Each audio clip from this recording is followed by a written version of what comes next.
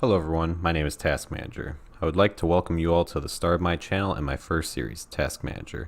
This series has been inspired by a spreadsheet created by another YouTuber by the name of Tedious. You can find the link to his channel in the description. With a recent update, the collection log has been added to RuneScape, and Tedious has created a ranked listing of easy, medium, hard, and elite tasks based off of tasks you can complete from this log. The spreadsheet is simple to use. You press Generate to create a task, and it will pull a random task from the lowest tier of tasks which you have yet to complete. Once you finish a task in game, you will click Complete Task and the progress bar will increment. This account is a hardcore Iron Man. If the hardcore status is lost, it is no big deal, but it will be a nice small side challenge to see how far we can progress before losing the hardcore status. The only rules for this account are as follows. 1. The only account progress that can be made will be done only while on tasks. No other skilling will be allowed, no other questing will be allowed, only if it is relevant to the task. 2. Money can be acquired through any means that I have available at the time. This means that no account progression will be made to make money if it is not going to benefit me from the task or if I do not have it unlocked previously. 3. I will not be allowed to skip any task, no matter what the grind is, and no matter what I need to obtain the goal. Without further waiting, let's get the collection log and start our first task. First, you need to go over to the Collector in Varrock Museum. This is a brand new account. I just finished Tutorial Island and threw a month of membership on it, then ran here to Varrock. So first, we'll just open it up, give you a look at it. In here you have drops from all the different bosses, you have raids drops, you have clues, you have mini games, and you have other. And with this, Tedious has made a very good list of easy, medium, hard, and elite tasks to produce from this. Let's switch over to the spreadsheet and see what it has to offer. So when you open up the spreadsheet, you're greeted with this is on Google Drive right now, and there are a few tabs below hand which are off screen right now. There are ones for easy, medium, hard, elite, master, god, and passive. With elite, it will say what the task is, it will say what the little image for it is, and so on. It will say this for all of them, for easy, medium, elite, and hard. And for master, this will be very difficult endgame ones that may not be in this series. There are also god ones, which definitely will not be obtained if I'm going to keep my hardcore status, because most of this involves doing things in the God Wars dungeons and whatnot. There are also passive skills, so for these, this would be things that are very difficult just to get on your own and grind for, things due to just drop rates and whatnot. Doing 10,000 Hespori kills doesn't seem like a great way to start a series. So, without any further ado, let's grab our first task. It takes a second to load after you click it. Alright, get the full red decorative set. So I open up the wiki, and to get the red decorative armor you need to do Castle War minigames, and quite frankly I've never done Castle Wars before, and I'm pretty sure that being a brand new account will be a little rough for it, so I'm going to head on over to Castle Wars and see how it goes. Alright, so I went over to Castle Wars and I watched a brief video on how to play, and basically it's capture the flag and I have base everything stats, so this will probably go poorly, but let's see if there is any place for a level 3 combat player to play Castle Wars. So just a little more info about this for the hardcore stats and what this is looking at timeline wise.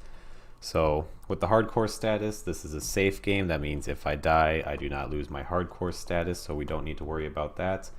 For getting into the actual part where it matters, how long is it going to take, it's going to take 29 tickets. And with this, I was looking at the Castle Wars guide, and with this, let's see if I can find it.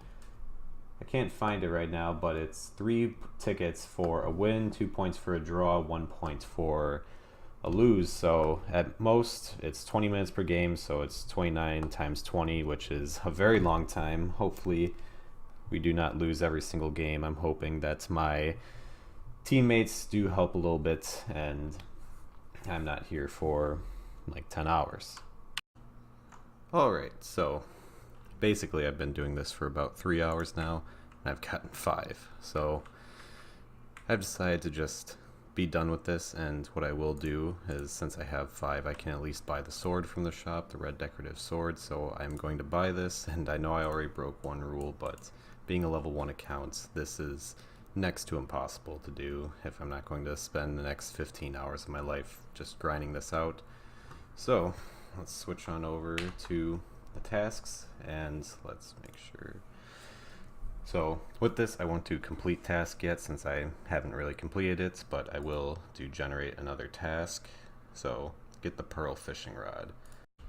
Alright, so the pearl fishing rod is an item that can be purchased with 100 Molk pearls from the angler on Molk Island. So I've never done this before, I've never heard of this untradeable before, so I will get on it and let you guys know how it goes. Alright, so for Molk fishing, we need aerial fishing unlocked.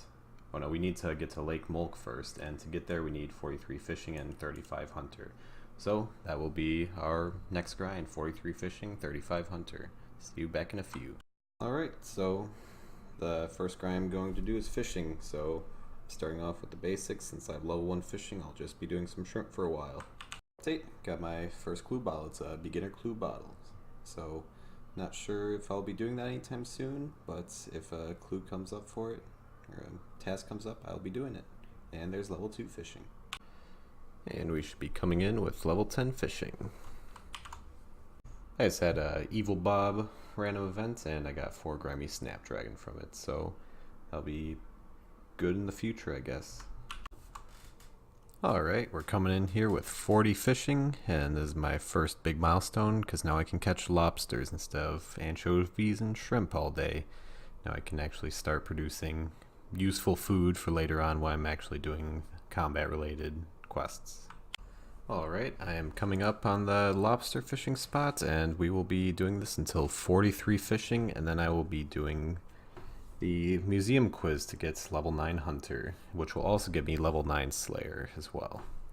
We're finishing up the first inventory here, and I just have all my lobsters, and I had a bee random event, and I could get 7 flax from it, so hopefully I will bank in on some crafting XP later.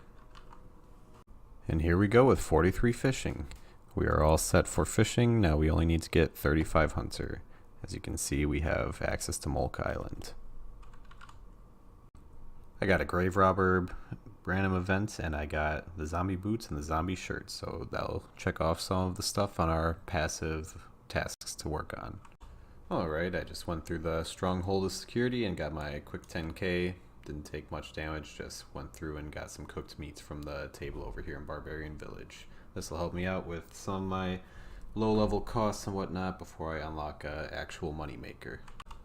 Alright, I just finished up the museum quiz. I just need to talk to Orlando here, and I should get 1000 XP for Hunter and Slayer, putting me at level 9 for Hunter.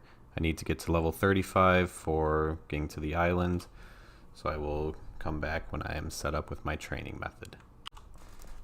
Alright, I'm in the Felled Up Weasel hunting ground, and the premise of hunting weasels is you find a burrow, you inspect it, and then it will lead these tracks over to where you can find a weasel, hopefully, and it will just keep adding on length to the track until you do find it. So I will be doing this until level 35.